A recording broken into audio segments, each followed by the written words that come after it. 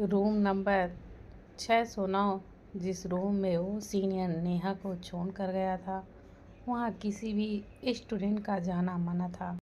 जिससे कोई भी अपने फ़ोन का हॉल से बाहर किसी को भी कनेक्ट नहीं कर सकता था, के साथ साथ इलेक्ट्रिसिटी कनेक्शन भी नहीं था।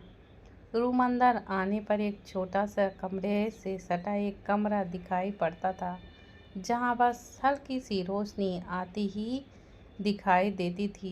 धूल मकड़ी के जाले से भरा कमरे के अंदर कमरा, जहाँ ढेरों किताबें और कॉलेज का कबाड़ पड़ा था। इस रूम में किसी को भी जाने की अनुमति थी। रूम में घुसने के लिए एक 6 डिजिट का पासवर्ड डालना पड़ता था। इसके बाद डोर खुल जाता था। 15 मिनट बाद डोर अपने आप लॉक ही हो जाता था। डोर पर ऑटोमेशन सेंसर लगा हुआ था।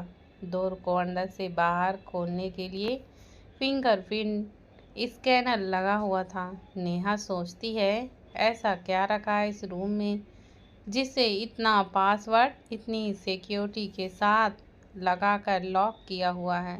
रूम में बस एक छोटा सा रोशनदान था, जहाँ से हल्की धूप की रोशनी आ रही थी। नेहा अंदर जाकर चेक करती है तो उसके मोबाइल पर अब कोई भी सिग्नल नहीं आ रहे थे।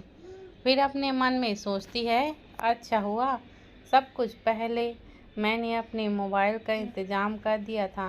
नेहा हर तरफ धीरे धीरे सामान से बचते बचाते लाइट ऑन करने के लिए स्विच ढूंढती है। वहीं दूसरी तरफ सेमिनार हॉल। आज सभी फर्स्ट ईयर के स्टूडेंट को सेमिनार हॉल पर लाया गया था। कुछ टीचर और कॉलेज के बड़े बड़े प्रोफेसर अपनी अपनी स्पीच देते हैं, जिसमें स्टूडेंट को अपना कैरियर और कैसे अपने 3 बेहतरीन साल बिताने चाहिए बताते हैं।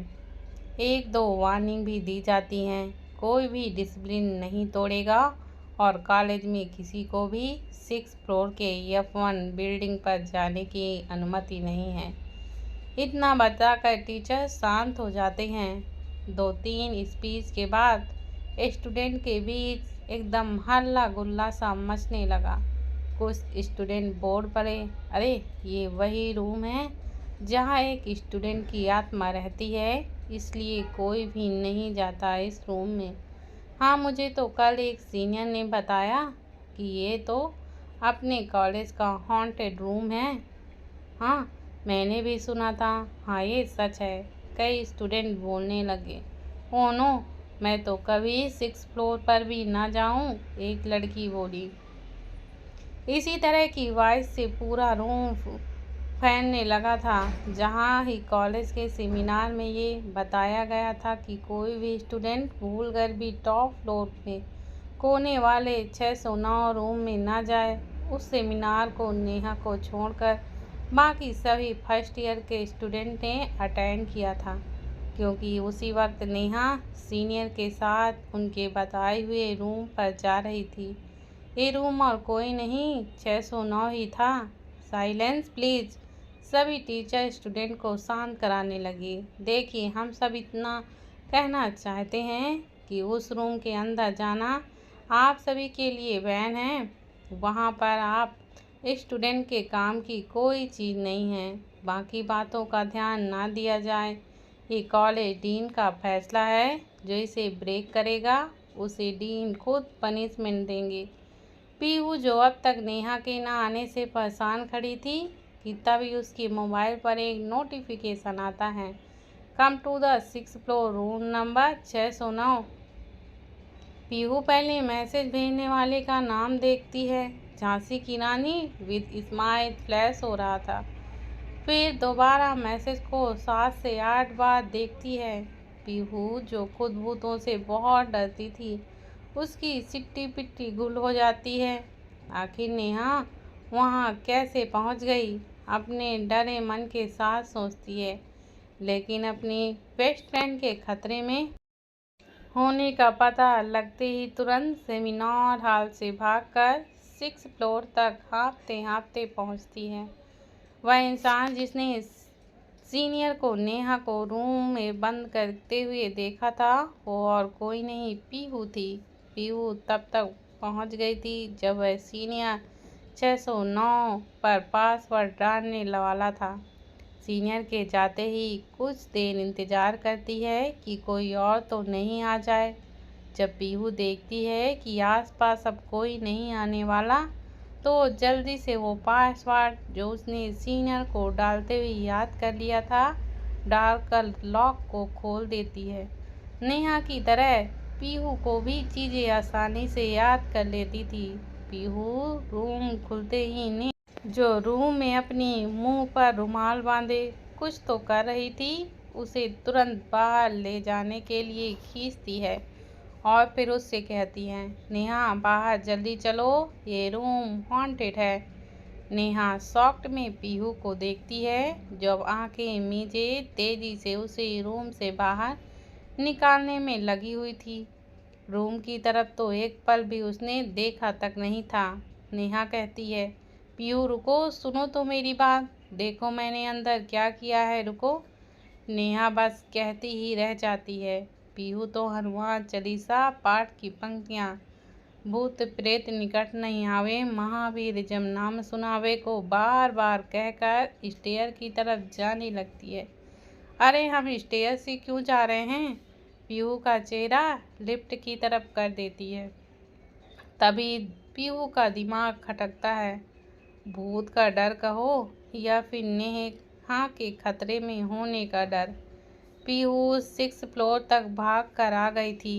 सेमिनार हॉल भी उसी बिल्डिंग के ग्राउंड फ्लोर पर ही था। इतना जानकर अपने सिर पर एक चपात लगाती है। तभी नेहा पीहू को 609 रूम की तरफ ले जाने लगती है। पीहू जब ये देखती है तो जल्दी जल्दी से सेमिनार में हुई हॉन्टेड रूम की बातें और टीचर की वार्निंग भी बता देती है। पीहू ये सब अफवाह होगी, सुनो चलो मेरे साथ, तुम्हें कुछ दिखाना है।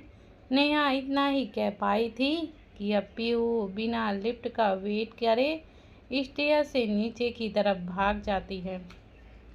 नेहा बस रुको, मेरी पूरी बात तो सुनो, आवाज़ लगाती रह जाती है। नेहा अपने तेज दिमाग के लिए खुद को थोड़ा शाबाशी देती है और अपने मन में कहती है, अरे वाह, ये तो और भी अच्छा हुआ, हॉन्टेड रूम। और फिर एक डेविल मुस्कान के साथ लिफ्ट से नीचे आ जाती है। कुछ देर बाद थकी हुई पीहू भी पहुंचती है। पीहू मुंह बनाकर अपनी क्लास में जाने को होती है कि नेहा भी पीहू का एक हाथ लपक लेती है। दोनों की एक ही क्लास थी। जैसे ही अपनी क्लास में घुसती हैं, टीचर से लेट होने की वजह से डांट भी खाने को पड़ती है। टीचर, प्यारे बच्चों, कुछ हफ्ते आपकी प्रॉपर पढ़ाई नहीं चलेगी, पर आप सबको आपस में जानने का मौका मिलेगा, इसलिए आप सब अपना अपना इंट्रोडक्शन दें। एक लाइन से एक एक करके हर स्टूडेंट अपने बारे में बहुत कुछ बताकर बैठ जाता है। इसी क्लास में मीरा और पार्थ भी थे, लेकिन मीरा आज एब्सेंट थी। बाकी सब अपना अपना इंट्रोडक्शन देते हैं। ऐसे ही पूरा दिन क्लासेस और न्यू इंट्रोडक्शन में निकल जाता है। पीहू तो बड़े मज़े में क्लासेस कर रही थी। अब उसे किसी रैगिंग का डर जो नहीं था। वहीं नेहा का पेट भूख से बेहाल हो रहा था। नेहा, पीहू चलना, कुछ खाने चलते हैं, मेरे पेट में अब चूहे कबड्डी खेल रहे हैं। पीहू तो मना कर देती है, पर नेहा कहाँ ही मानने वाली थी।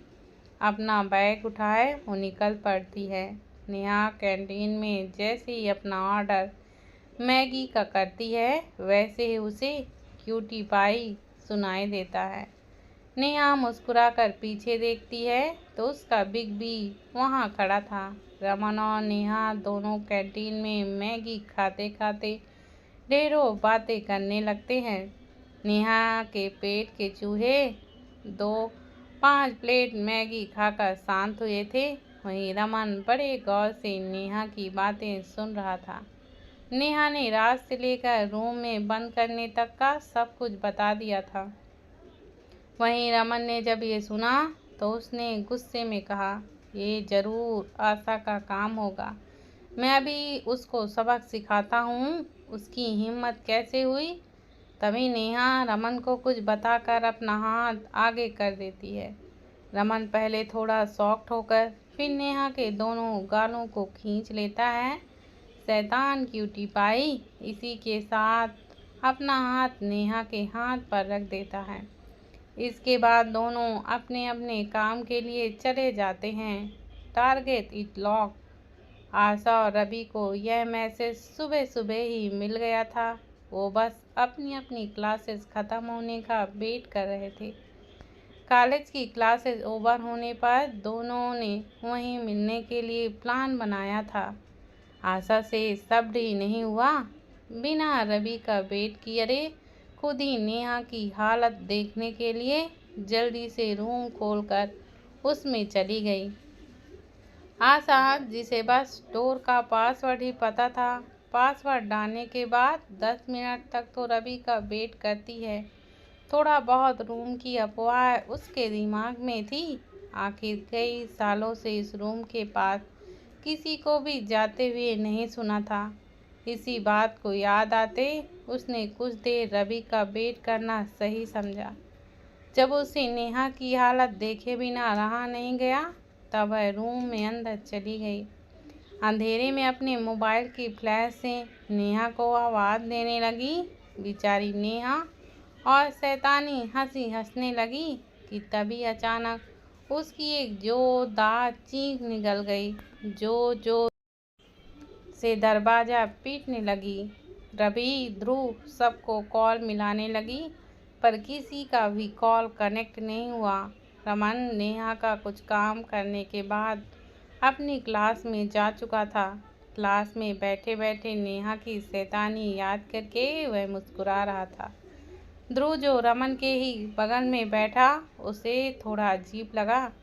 ध्रुव ने पूछा, रमन, क्लास में कुछ ऐसा तो नहीं बता रहे हैं जो कि मुस्कुराने लायक हो? रमन कहता है, ऐसा तो कुछ भी नहीं है, वो तो मैं बस आज खुश हूँ हम दोबारा कॉलेज में एक साथ हैं। ये दिन हमें अपने मन में कहता है और किसी को हमेशा याद रहेंगे। माई वे और माई वे नॉट। मैं हर दिन कॉलेज ना आऊँ, ज़्यादा दिन के लिए अपना काम नहीं रोक सकता।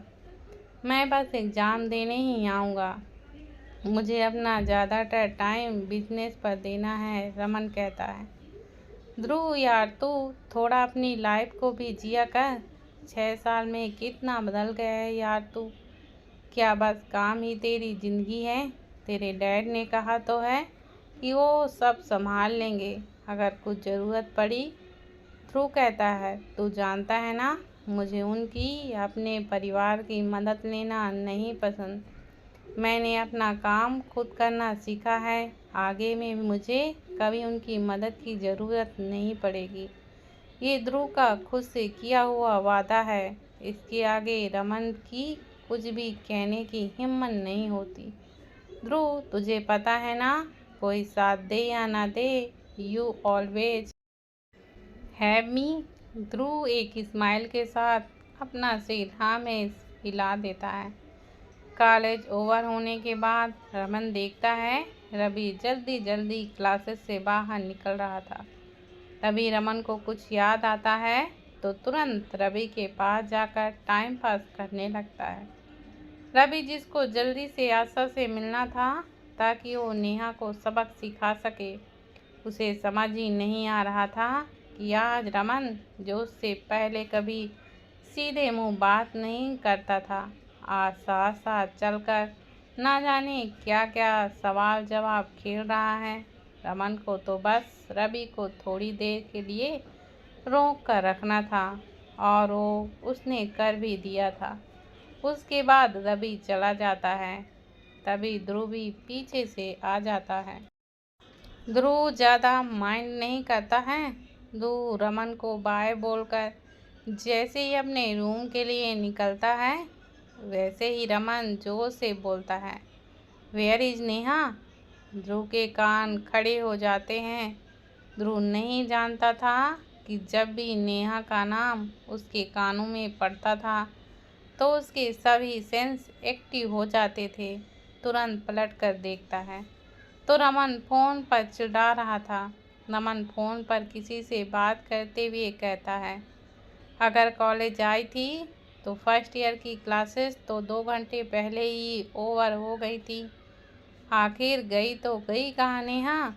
ध्रुव तुरंत रमन के पास आ जाता है और फिर उससे पूछता है, व्हाट हैपेंड टू हर?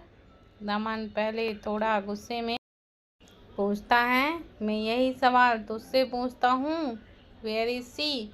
वो ना तो कॉलेज में है, ना ही उसने कोई क्लास अटेंड करी है और ना ही उसे किसी ने सेमिनार में देखा था, जबकि वो अपनी दोस्त के साथ कॉलेज के लिए आई थी।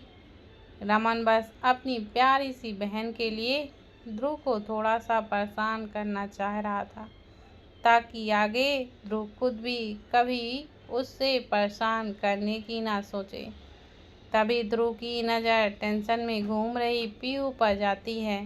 ध्रुव अपने हाथ के इशारे से उसे तुरंत अपने पास आने के लिए कहता है। वैसे तो सीनियर के नाम से पीहू डरी सहमी बस घूमती रहती थी, पर बात उसकी बेस्ट फ्रेंड की थी जो 4th पीरियड के बाद से ही लापता थी। रमन पीहू को देखकर थोड़ा सा घबरा जाता है और अपने मन में सोचता है, अरे ये यहाँ क्या कर रही है? कहीं सब गड़बड़ ना कर दे। मुझे तो ये नहीं पता, क्या ये भी प्लान में शामिल है? रमन जल्दी जल्दी कुछ सवाल पूछता है पीहू से। क्या आज नेहा तुम्हारे साथ कॉलेज आई थी? Pihu, yes sir. क्या नेहा सेमिनार में भी गायब थी? Pihu, yes sir. पीहू कुछ कहने को होती है तो रमन उसे बोलने का मौका ही नहीं देखो तुम बिल्कुल परेशान नहीं हो ना, मैं तुम्हारी फ्रेंड को सही सलामत ही ढूंढ कर लाऊंगा। तुम्हें मुझ पर विश्वास है? पीहू को याद आ गया कि ये तो नेहा को अपनी बहन बनाकर बैठा है। तुरंत अपनी गर्दन हाँ में तेजी तेजी से हिलाने लगती है।